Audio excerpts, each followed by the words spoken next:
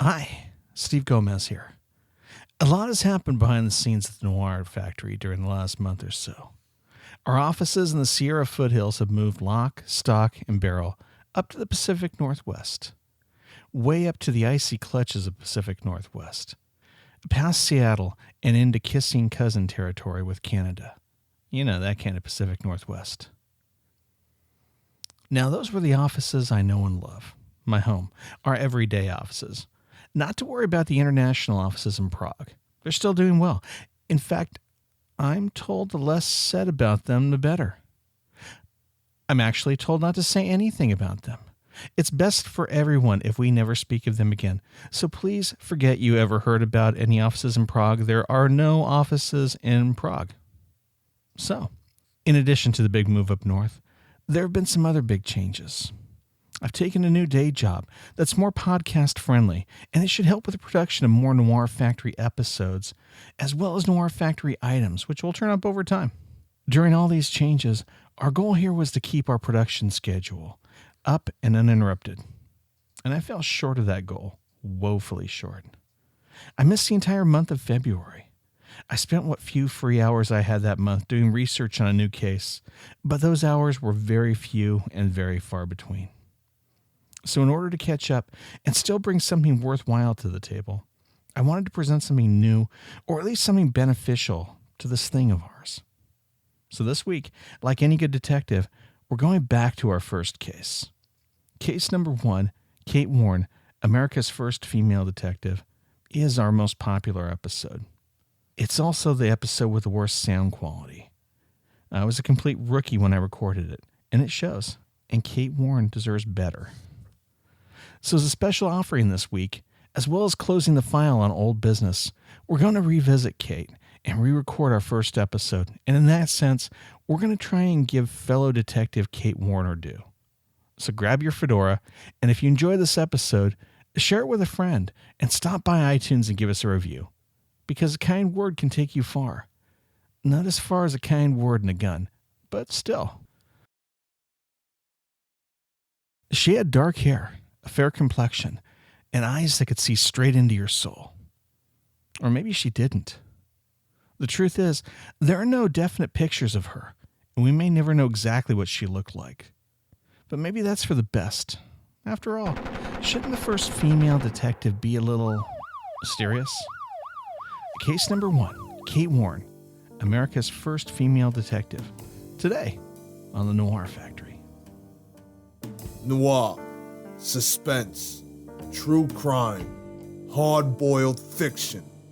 Explore the dark alleys and cheap gin joints of mob history, noir films, hard-boiled paperbacks, and two-fisted pulp fiction with mystery writer and make-believe detective Stephen Gomez. Grab your fedora and button your lip as you enter the office of the internet's finest fictional detective agency, the Noir Factory.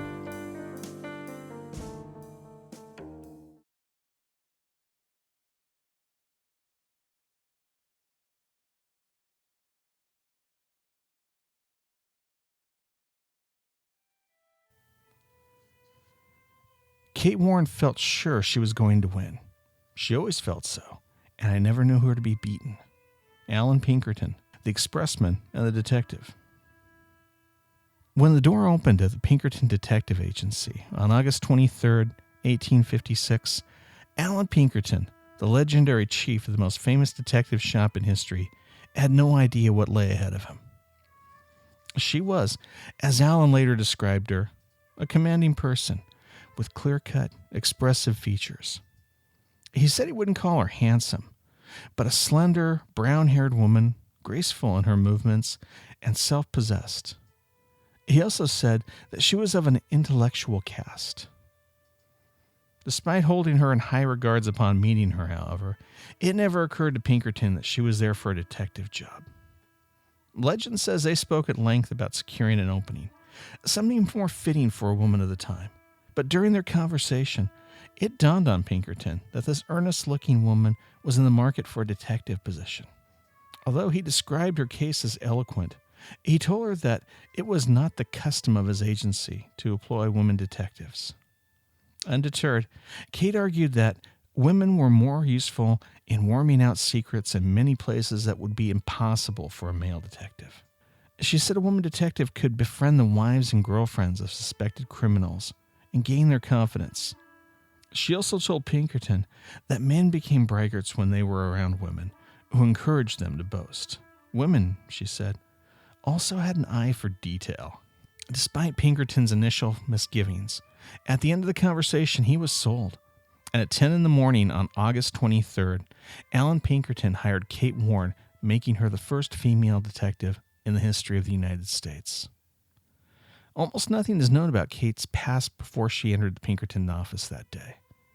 It was presumed that she was born in New York in 1833 and became a widow shortly after she married. We know she was childless when she applied for the position of detective and had come to Chicago looking to make something of herself. There are no known pictures of Kate, but there's some conjecture that she appeared in a photo with Pinkerton during the Civil War, dressed as a man. Most likely, we'll never have any concrete record of her, as Alan Pinkerton's unpublished records were destroyed in the Chicago fire of 1871. Warren's first recorded case was for the Adams Express Company in January of 1858. An expressman for Adams, Mr. Maroney was the prime suspect of the theft of $50,000. Befriending Mrs. Maroney and bringing herself into her confidence, Kate was able to determine the hiding place of the money and returned over $39,000 of the cash to Adams Express. Maroney was found guilty and he was sentenced to 10 years. While the successful completion of the Adams Express Company case did a lot to help the Pinkerton profile, they had yet to make that case that would make Kate and the Pinkerton Detective Agency the legends they are today. In 1861, the Pinkerton Agency was hired by Samuel H. Filton, president of the Philadelphia, Wilmington, and Baltimore Railroads, to investigate the theft of sabotage to the railroads by roughs and secessionists of Maryland. Pinkerton sent a team of 5 agents, including Warne, to Baltimore on February 3, 1861, to infiltrate these secessionist groups and ferret out any information they could on plots against the railroad. The team found plenty of ill will towards the railroad and against the Union government in general. But what really surprised the agents was the openly rebellious talk against the president-elect, Abraham Lincoln. The prevailing sentiment of these groups was that if Abraham Lincoln tried to pass through the city, he was going to leave it in a casket. The feeling of hatred for the new president seemed everywhere, and according to the group, it was more than just sentiment. The 5 agents reported back to Pinkerton that they had uncovered a plot to kill Lincoln on his tour of the northern states to his inauguration. The details were vague, but Pinkerton told his agents to keep working the case. Using the aliases of Mrs. Cherry and Mrs. M. Barley, Kate played undercovering the secrets as part of a Southern belle, flirting with the conspirators, and what she found was not only the existence of a plot to kill Lincoln, but the details that lay within. After going over her notes with Pinkerton, she sifted through the plan. Although some of what Kate was able to learn contradicted other points, they were able to determine how they thought the plot against Lincoln was to be played out. The president-elect was to make a train tour of the states from his home in Springfield, Illinois, to Washington, D.C. The last leg of the trip, from Harrisburg, Pennsylvania to D.C., required Lincoln to travel through Baltimore and transfer train lines. The transfer required Lincoln to have horses attached to his train car and pull the car from Calvert Station to its connection at Camden Street. Either that, or Lincoln would have to abandon the car and ride by carriage to Camden Street. Either scenario would lead the president to a narrow vestibule outside of Camden Station. A fight would break out on the grounds, causing Lincoln's men to be splintered. As his men were distracted, the secessionists would surround Lincoln and stab him, in an attack inspired by the death of Julius Caesar. After Lincoln was dead, the killers planned on boarding a waiting steamboat and disappeared into Virginia. After Pinkerton and Kate outlined the plan, famously known as the Baltimore Plot of 1861, they boarded a train and they met with Lincoln's close advisor, Norman B. Judd. The 2 detectives outlined the plot for Judd, and they voiced their concern regarding President Lincoln's security. After much deliberation and thought, neither Lincoln nor Judd bought it. What they did instead was turn the information over to another Lincoln advisor, Frederick W. Seward. Judd considered Seward an independent source and tasked him with verifying the investigation. Seward came to the conclusion that the Pinkerton investigation was credible, and he recommended Lincoln follow that course of action. Lincoln still had his doubts, and he refused to cancel any of his engagements, but he did agree to place himself in Pinkerton's hands. The rest of the story was straight from a Robert Ludlum novel. The Pinkerton crew, consisting of Alan Pinkerton, Kate Warne, and Lincoln's personal friend, Ward Hill Lemon, took their positions on the train in Harrisburg, Pennsylvania. Lincoln was escorted to the train, wearing a traveling suit, a shawl over one arm, as if he were infirmed, and a soft wool cap in place of his trademark stovepipe hat. As his detail escorted Lincoln into the car, Kate, who entered from the rear, called to Lincoln, loudly and boisterously, looking to all the world like a sister calling for her sick brother. As the train traveled through the night, Pinkerton ordered telegraph lines cut to prevent word of their approach.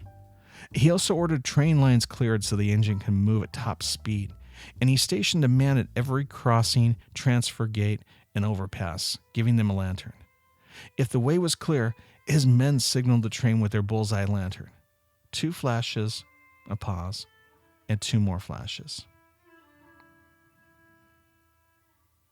As thorough as the Pinkertons could be on their trip, the true danger lurked for them at Baltimore. As the train traveled through the night, Kate arranged for her brother to have a sleeping berth while the rest of the family, Lincoln's security detail, waited nearby to watch over the president. They arrived late in the evening, with Kate watching over him throughout the night. It's said that she never slept a wink during the trip, and her story gave birth to the Pinkertons' slogan, "We never sleep." And that slogan, as well as the Pinkerton logo of the watching eye, led to private investigators being known as Private Eyes, and it all started with Kate Warne. Lincoln made his transfer in Baltimore to the Camden Station line, where Kate left the detail. The train left Baltimore at 3:30 in the morning, and it arrived early and unharmed in Washington, D.C. at 6 a.m., ahead of schedule. After the Baltimore plot, Lincoln's detractors made sport of the fact that he had to sneak into office for his inauguration. But looking at his presidency in the whole, it's not too much of a leap of imagination to imagine his life being in danger. The effectiveness of Pinkerton, however, did not go unnoticed. There was talk of making the agency a sort of secret service for the president. When war broke out in the South, Pinkerton and Kate Warne volunteered their services to the government. As the war progressed, Alan Pinkerton's trust and reliance on Kate Warne grew. She often traveled with him on assignments and posed as his wife. In their correspondence, both Alan and his brother Robert referred to Kate as Kitty, and whenever Robert questioned an expense report submitted by Kate, his brother gave it a pass, much to his chagrin. As Pinkerton saw the increasing advantage of having female operatives in his agency, his reliance on Kate grew. She was eventually named Pinkerton's female superintendent of detectives. In the early days of the war, as hostilities grew, Major General George McClellan requested that Pinkerton set up a military intelligence service and report directly to him. Pinkerton assigned Timothy Webster, George Bangs, and Kate Warne, all operatives involved in the Baltimore plot, to set up a mobile headquarters in Cincinnati, follow McClellan's troops, and report directly to him. After the Civil War, Kate once again resumed a leadership role with Pinkerton, and she received high-profile cases. One such case was the murder of bank teller George Gordon in Atkinson, Mississippi. At the bank where he worked, Gordon was the sole teller on duty, and he was killed by a blow to the head with a hammer as he turned to retrieve money from the vault. Kate surmised the killer was someone Gordon knew and was comfortable enough to turn his back on. In the course of our investigation, Alexander P. Drysdale repeatedly came up as a suspect, but Kate couldn't come up with the hard evidence to back it up. Going undercover once more, Kate pretended to be a Mrs. Potter and became a confidant of Drysdale's wife. Using that new status, Kate was able to uncover the hidden money and have Drysdale arrested for theft and murder. While the Drysdale affair allowed Kate to flex her muscles as an undercover operative, the next case allowed her to become a full actress. Captain Sumner consulted the Pinkertons. He suspected that his wife, Mrs. Annie Thayer, as well as an accomplice, a Mr. Patmore, of attempting to poison himself and Mrs. Patmore. Assigned as a lead on the case, Pinkerton rented a building for Kate to work out of, and he assigned several other agents from the now active Women's Division to help out. She then went undercover as a fortune teller. Yeah, that's right, I said fortune teller. It was an elaborate ruse. Kate once again ingratiated herself with the suspect to ferret out the truth. And while history is uncertain of her getting the goods on Thayer and Patmore, I like to think that Kate Warne always got her man. Or woman, as the case may be. I also want her last case to be a success. While there's a lot we'll never know about Kate Warne, when she walked into the offices of Alan Pinkerton's agency in 1856, it was a significant event in women's history. The first woman was not allowed to be part of the police force until 1891 in the United States, 35 years after Kate joined Pinkerton's. And it wasn't until 1903 that a woman was promoted to police detective. In his writing, Pinkerton named Kate as one of the 5 best detectives he ever worked with, and in his memoirs said that she was instrumental in establishing the firm's efficiency and honor. She was one of his most trusted operatives, and often reported directly to him. That service was rewarded when he named her the supervisor of women agents in the Female Detective Bureau. When Alan Pinkerton addressed prospective female agents, he would tell them, "In my service, you will serve your country better than on the field. I have several female operatives. If you agreed to come aboard, you will go into training with the head of female detectives, Kate Warne. She's never let me down." She died not long after the final days of the Civil War, on New Year's Day, 1886. She died of pneumonia, and she was buried on a Thursday, January 30th, 1886. Her grave marker lists her name as Kate Warne with no E, and states that she died of congestion of the lungs at age 38. Join us next time. Appropriately enough, her final resting place is in the Pinkerton family plot in the Chicago's Graceland Cemetery. Has to offer. If you've enjoyed this podcast, then please subscribe on iTunes and leave an honest review. And be sure to stop by the website to fill up on pulpy and hard-boiled goodness. And remember, nice guys finish last. Psst, still there?